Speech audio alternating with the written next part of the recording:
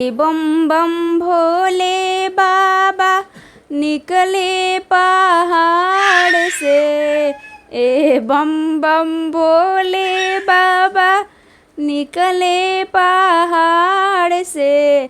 भोला के शादी हुआ गौरी कुंवार से। भोला के शादी हुआ गौरी कुंवार से। बम बम भोले बाबा निकले पहाड़ से। भोला के शादी हुआ गौरी कुंवार से। पूड़ी कचौड़ी शिव के मन ही ना भावे। पूड़ी कचौड़ी शिव के मन ही ना भावे। भंगिया के गोला हम मंगबो बाजार से। भंगिया के गोला हम मंगबो बाजार से।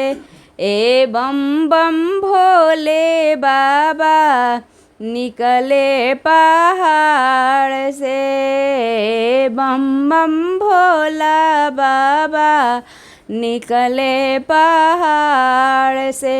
पियरी पीतम्बर शिव के मन ही ना भावे। पियरी पीतम्बर शिव के मन ही ना भावे। मिर्गा के छाला हम मंगबो बाजार से। मिर्गा के छाला हम मंगबो बाजार से। बम बम भोले बाबा निकले पहाड़ से। बम बम भोले बाबा निकले पहाड़ से।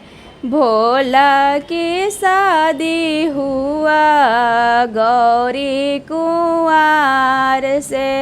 भोला की शादी हुआ गौरी कुंवार से।